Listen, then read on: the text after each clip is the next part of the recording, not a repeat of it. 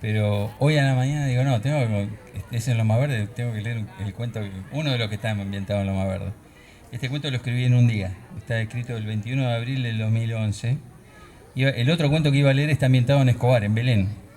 Y es muy metafísico, está bueno. Pero ya se había leído, lo habíamos leído en un día del lector, que alguno de los que... Estaba Diego Falistoco, ese día del lector, y lo leyó una chica que vino a leer de la municipalidad. Así voy a leer otro cuento que tiene que ver con una... Ya que estamos, viste que está tan de moda los mitos y el libro de Iseta está tan bestseller. En un momento determinado en Celaya apareció una especie de leyenda o un tipo que había, la vaca de dos patas, que debe ser un tipo que se ponía unos cueros y debía andar corriendo de noche porque empezó todo el tema de la vaca de dos patas, la vaca de dos patas. Eso fue, imagínate, en el 69, 70. Eh, en el 2011 se me ocurrió reelaborar la historia de la vaca de dos patas. La vaca de dos patas. Atardecía ese día frío, nublado y otoñal de principio de los 60. El camino de tierra de Loma Verde a Celaya era un verdadero barrial desde hacía un par de días. La estanciera verde avanzaba a duras penas, arando y derrapando mientras levantaba gruesas columnas de barro que se le pegaban en los costados. La camioneta a esta altura ya era como una albóndiga gigantesca. Al volante, el doctor Zurbarán hacía esfuerzos para no quedar encajado. Venía de atender a una señora enferma que hacía una legua más adentro, pero ya la lluvia había complicado demasiado el camino. De pronto, se le cruzaron las ruedas y ya no pudo seguir. Se bajó. Lloviznaba y el viento frío y húmedo le caló los huesos. El cielo plomizo parecía no querer dejar de descargar su garúa incesante, su llanto melancólico en ese atardecer frío y plomizo en los campos de Escobar. Las ruedas eran una masa de barro. Se agachó y se dio cuenta de lo que había ocurrido. Un pinchazo. La delantera izquierda estaba en llanta.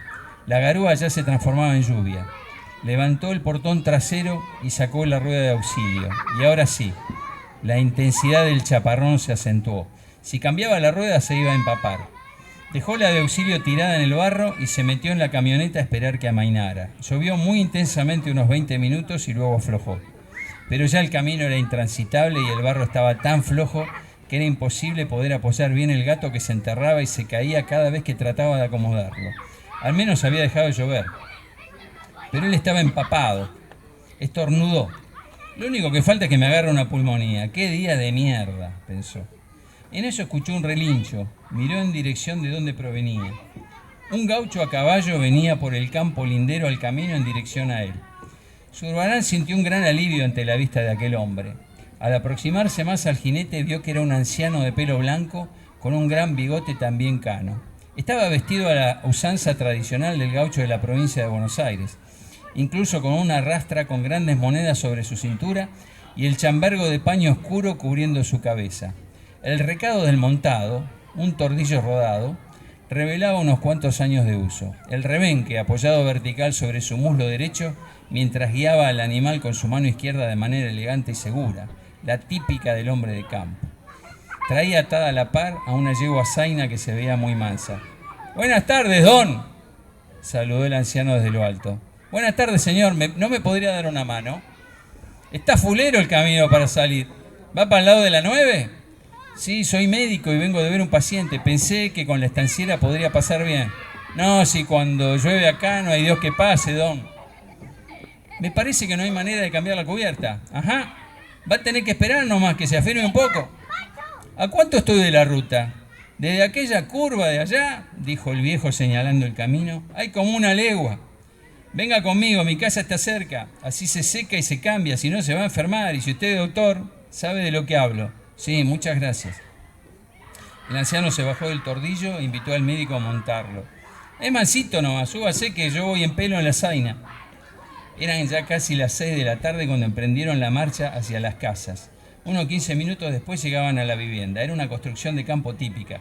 Ladrillos de adobe sin revestimiento, una galería delantera sobre la cual continuaba el techo de chapa que cubría las dos habitaciones que se abrían en grandes ventanales verticales de doble hoja.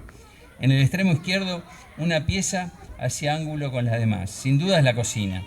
y por detrás de la casa la letrina apartada a unos 10 metros de la construcción principal.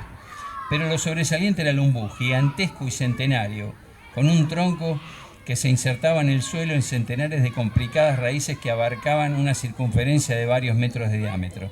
Las raíces ya habían hecho su trabajo destructor sobre la casa, la cual se había rajado de arriba abajo mostrando un surco irregular casi vertical que afectaba a la habitación de la izquierda. Se apearon al llegar de la galería y en ese momento salió una anciana por la puerta de la casa. «Le presento a Eugenia, mi patrona», dijo el anciano. «Encantado, señora», saludó Zurbarán al tiempo que la anciana le sonreía y le tendía la mano. «Mi señora es sordomuda», acotó el viejo. El médico la miró sonriendo y ella le respondió de la misma manera, al tiempo que bajaba la cabeza levemente. Zurbarán sintió una ternura inexplicable por aquella mujer. «Pase, doctor, y se cambia con ropa mía». «Muchas gracias. Aún no me dijo su nombre. Yo me llamo Ricardo Zurbarán». «Juan Garay para servirlo, doctor». Un rato después, con Ricardo ya cambiado y sus ropas tendidas secándose cerca de la cocina económica, los tres mateaban a la luz de un sol de noche de querosén. «Doctor, hasta Escobar son unas 3 leguas. Esperamos un rato más hasta que se le seque la ropa y además, con este vientito el camino por lo menos no va a empeorar. Cambiamos la rueda y si todavía no puede salir vamos a Escobar a caballo», dijo el viejo tendiéndole el mate. «Le agradezco mucho, don Juan. Es usted muy amable», dijo Ricardo, y sorbió por la bombilla. «Es la primera vez que me meto por estos caminos. Hace poco que estoy en la zona. Me imagino que usted es de acá de toda la vida». Y le alargó el mate al viejo.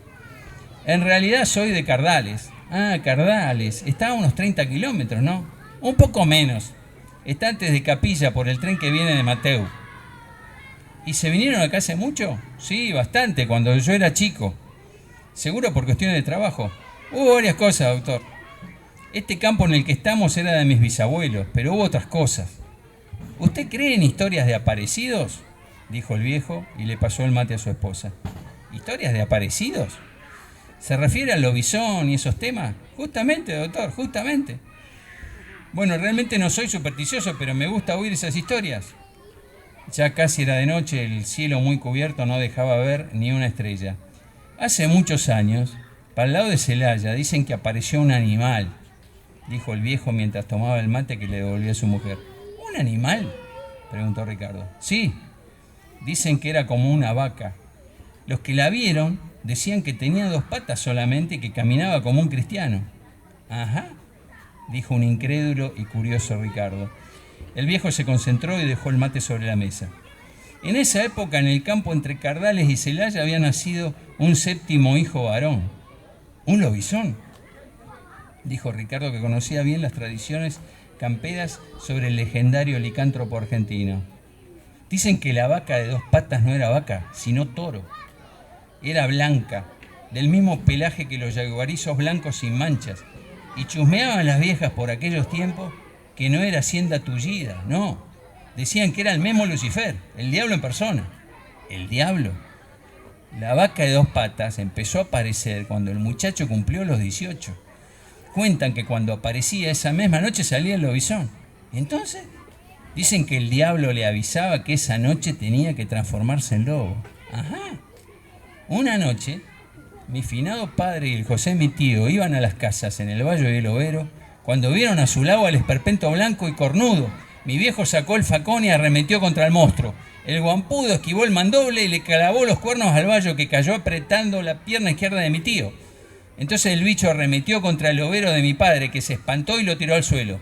Cuando mi tío se liberó de la montura, alcanzó a ver cómo el demonio lo atravesaba de lado a papá, que quedó finado allí en ese instante». Zurbarán estaba pasmado con la historia. «Y entonces nos vinimos a vivir acá, a este campo. Todavía vivía mi abuelo». «¿Y qué pasó allá? ¿Volvió a aparecer el monstruo?», preguntó el doctor. «Nunca más volvimos y nunca nadie nos volvió a contar nada. No sé lo que habrá pasado». «Bueno», dijo Ricardo, «¿qué le parece si volvemos a la estanciera?». «Vamos, doctor», dijo el viejo, consciente de la incredulidad de su interlocutor. Ricardo se despidió de Eugenia y volvieron al camino montando tal como habían venido. Con esfuerzo, entre ambos cambiaron la rueda a la luz de una linterna. Ricardo dio arranque, pero la camioneta seguía encajada. El viejo entonces enganchó ambos caballos al paragolpes con una soga que habían traído y luego de varios intentos la estanciera finalmente se liberó. Muchas gracias, don Juan. Cualquier cosa que necesiten, tengo el consultorio en Tapia de Cruz, a media cuadra de Rivadavia. Gracias, doctor, dijo el viejo saludando a Zurbarán mientras la camioneta empezaba a alejarse por el barro. El vehículo iba zigzagueando con algo de dificultad.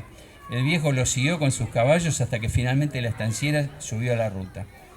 Don Juan asusó el tordillo y jinete y caballos volvieron al trotecito rumbo a las casas.